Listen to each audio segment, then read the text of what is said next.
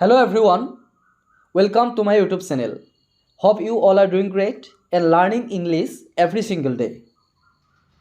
Structure 1. প্ৰথমটো ষ্ট্ৰাকচাৰত আমি আলোচনা কৰিম স্ক্ৰীনত দেখুওৱা ধৰণৰ বাক্যবোৰ। আমি কথা কওঁতে এনেকুৱা ধৰণৰ বাক্যবোৰ ব্যৱহাৰ কৰোঁ যেনে এটা কাম কৰা আৰু এটা কিনি লোৱা। এটা কাম কৰা, তুমি আৰু এবাৰ চেষ্টা কৰি চোৱা। এটা কাম কৰা, তুমিও মোৰ লগত বলা। এটা কাম কৰা, তুমি খাদ্যখিনি খাই লোৱা।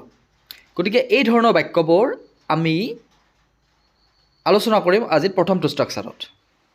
যে প্ৰথমটো সেন্টেন্স হ'ল এটা কাম কৰা আৰু এটা কিনি লোৱা। ইংৰাজীত ক'ব লাগিব do one thing buy one more. do one thing buy one more. দ্বিতীয়টো বাক্য এটা কাম কৰা, তুমি আৰু এবাৰ চেষ্টা কৰি চোৱা। do one thing, you try once more. do one thing, you try once more. যে এটা কাম কৰা, তুমিও মোৰ লগত বলা। do one thing, you also go with me. এইটো আজ নহয়, মি হ'ব, মোৰ লগত বলা। do one thing, you also go with me. এটা কাম কৰা, তুমি খাদ্যখিনি খাই লোৱা।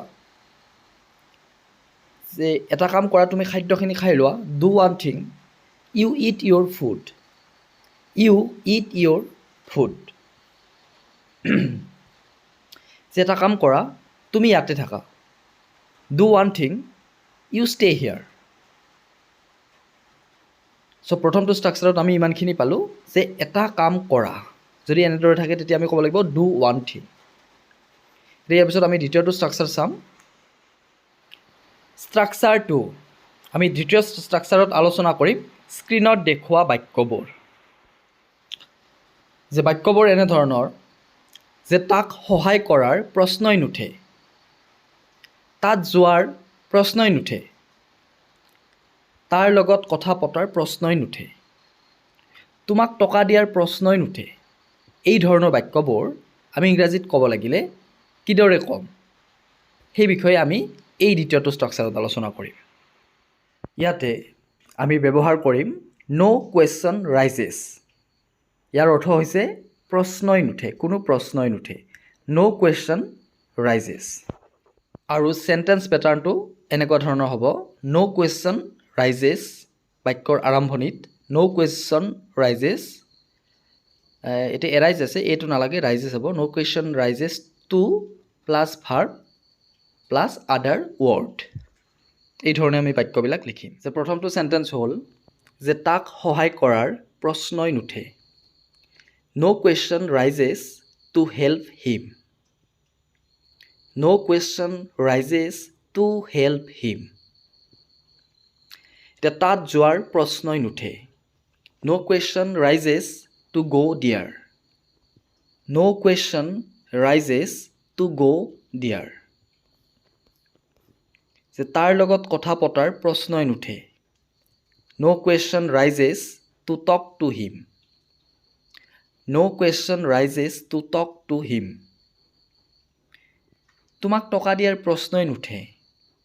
no question rises to give you money. no question rises to give you money.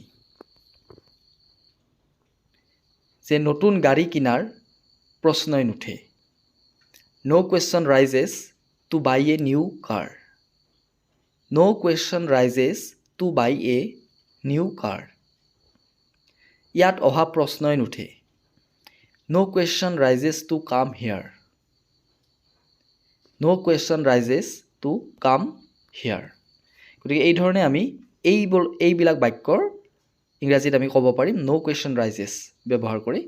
চ' ষ্ট্ৰাকচাৰটো বহুত বেছি টান নহয়, সহজে হয়, যথেষ্ট পৰিমাণে। ইয়াৰ পিছত আমি তৃতীয়টো ষ্ট্ৰাকচাৰ আলোচনা কৰিম।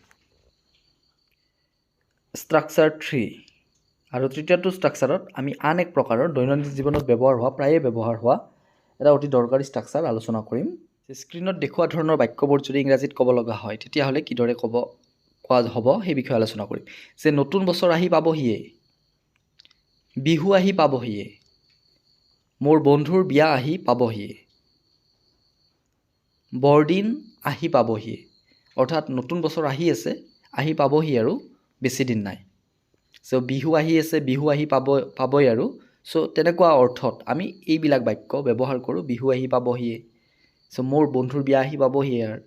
চ' এইবিলাক বাক্য আমি ইংৰাজীত ক'বলৈ হ'লে আমি ব্যৱহাৰ কৰিম around, just around the corner অথবা এৰাউণ্ড দ্য কৰ্ণাৰ আমি ব্যৱহাৰ কৰি এইমাত্ৰ দেখুওৱা বাক্যবোৰ আমি ক'ব পাৰোঁ ইংৰাজীত। ইয়াৰ অৰ্থ হ'ব যিটো মানে কি আহি আছে আৰু পাবহি আৰু, জাষ্ট এৰাউণ্ড দ্য কৰ্ণাৰ, এই আমি ফ্ৰেজটো ব্যৱহাৰ কৰিব পাৰোঁ। এৰাউণ্ড দ্য কৰ্ণাৰ ব্যৱহাৰো কৰিব পাৰি। যেনে নতুন বছৰ আহি পাবহিয়ে, new year is just around the corner. আমি জাষ্ট এৰাউণ্ড দ্য কৰ্ণাৰ নকৈ এৰাউণ্ড দ্য কৰ্ণাৰ ক'লেও অকল হ'ব। So' new year is around the corner ক'লে হ'ব। বিহু আহি পাবহিয়ে, Bihu is just around the corner. Bihu is just around the corner.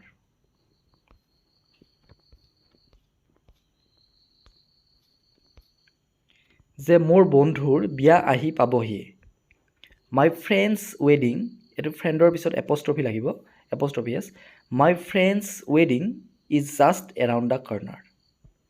My friend's ৱেডিং is just around the corner. যে বৰদিন আহি পাবহিয়ে, Christmas is just around the corner. Christmas is just around the corner.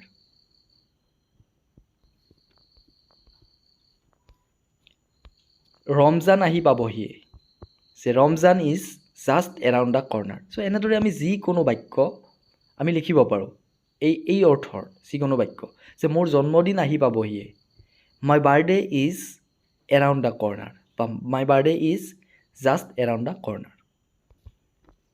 So' আপোনালোকলৈ এটা বাক্য এৰিছোঁ যে ঈদ আহি পাবহিয়ে, এই বাক্যটো কি হয় আপোনালোকে কমেণ্ট ছেকশ্যনত কমেণ্ট কৰি জনাব। চ' আশা কৰিছোঁ আজিৰ এই তিনিটা ষ্ট্ৰাকচাৰ আপোনালোকৰ ভাল লাগিছে আৰু বুজি পাইছে। চ' ইংৰাজী শিকাত যথেষ্ট সহায়ক হ'ব বুলি আশা কৰিছোঁ। So' that's it for today, see you in the next video'. Till then, take care of yourself and stay happy. Thank U.